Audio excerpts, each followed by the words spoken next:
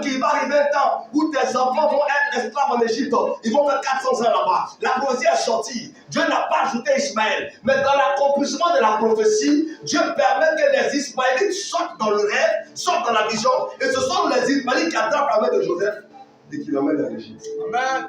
Si Abraham n'était pas allé vers Agar pour que Ismaël vienne au monde, comment est-ce que Joseph, son transport est payé pour aller en Égypte? L'erreur d'Abraham est devenue le point de contact de l'Éternel. C'est pour cela, laisse-moi te dire ce matin, quelle que soit l'erreur que tu as commise, Dieu ne va pas te blâmer ce matin. Dieu a amené son sang pour que quand le diable te culpabilise, tu tues le sang de l'agneau et tu laves tes péchés. Dis Amen ce matin. Alléluia. Le sang de l'agneau existe, non? Hein? Oh, le sang de l'agneau existe. Dis le sang de l'agneau existe. Pour que je ne tombe pas sous le jugement. Vous voyez, il y a des gens qui ont tellement étudié. Il y a des gens qui ont tellement étudié. Il y avait un homme la nuit. Il est vraiment avancé dans la médecine. C'est un tuga. Nous, on avait surnommé Nebuchadnezzar. Tellement il était difficile. Amen. On dit Nebuchadnezzar arrive, tout le monde est calme. Amen. C'était très compliqué. Et il ne croyait pas, il doutait de la main de Dieu. Pendant la crise, il avait laissé ma sonorisation dans sa maison. Et les rebelles sont venus pour casser sa maison, pour casser toutes les maisons là-bas autour. Ils ont volé tout dans les maisons et ils ont laissé tout ce qui m'appartient, ils n'ont pas touché. On se retrouve, il me dit, mais toi ton Dieu est mauvais, toi ton Dieu est méchant. Comment t'as de la présence de ma maison et il prend tout ce qui m'appartient, pour toi là, il laisse. Il dit non, ça c'est pour Dieu, c'est pas pour moi. Dès que c'est pour Dieu, on ne peut pas toucher. Et ça l'a amené à se convertir. Aujourd'hui, il est diacre dans une église. Il s'est fait baptiser. Amen. Il a même établi chez lui une cellule. C'est le gars que j'ai vu, même dans son âge, malgré tout l'argent qu'il peut avoir, il continue d'étudier. Je vous assure. Quand les éléphants s'en vont jouer, c'est eux qui sont bons pour pouvoir les masser parce qu'il est docteur masseur kinésithérapeute. Il a des bonbons à la pizza. Amen. Il a sa clinique, tout ça. J'essaie de quoi je vais vous parler. Donc c'est un gars qui est prêt. Donc lui, il ne voit pas ce que Dieu a fait dans sa vie.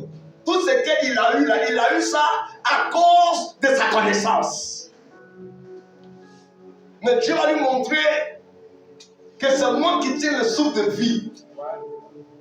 Aujourd'hui, il a compris ça. Et lui, et sa femme, et ses enfants, ils sont tous devenus chrétiens, diacres, baptisés. Aujourd'hui, dans sa maison, il y a cellule de prière. Le gars va au culte du soir. Incroyable. Nebuchadnezzar s'est converti. La pensée de l'homme limite la main de Dieu. Tu veux voir Dieu agir? Libère tes pensées. Touche quelqu'un dit vide ta tête. Le problème de Nathanaël, c'est que lui, il est en train de calculer pour voir comment la prophétie va s'accomplir. On ne calcule pas la prophétie. On ne réfléchit pas à son accomplissement. Si vous voulez parler en langue et vous commencez à réfléchir comment les mots vont sortir, vous ne parlerez jamais en langue. Tu veux parler en langue, tu dis, mais comment ça fait? Puis on dit, Randa Masada Rada Bakutu. Ça ne va jamais venir. Vide ta tête et tu parleras en langue. Dis Amen. Amen. Dis bien Amen. Amen. Dis bien Amen. Amen. Nathanaël dit, même si tu es fort, un tel exploit, une telle expérience surnaturelle ne saurait venir d'Israël. Où tu as mis les autres villes, où tu as mis toutes les autres villes, pourquoi c'est Nazareth que Dieu va choisir? Peut-il venir de Nazareth quelque chose de bon? Il y a quelqu'un qui est peut-être dans cette salle, et on se dit que de toi rien de bon ne peut venir. Tes enfants ne réussiront pas, tu ne réussiras pas, tes enfants ne monteront pas. Tout ce que tu vas essayer de faire, ça ne marchera pas. Et toi-même, tu te rends compte que c'est ce qui se passe dans ta vie. Je vais te dire une chose. La prophétie peut tout changer.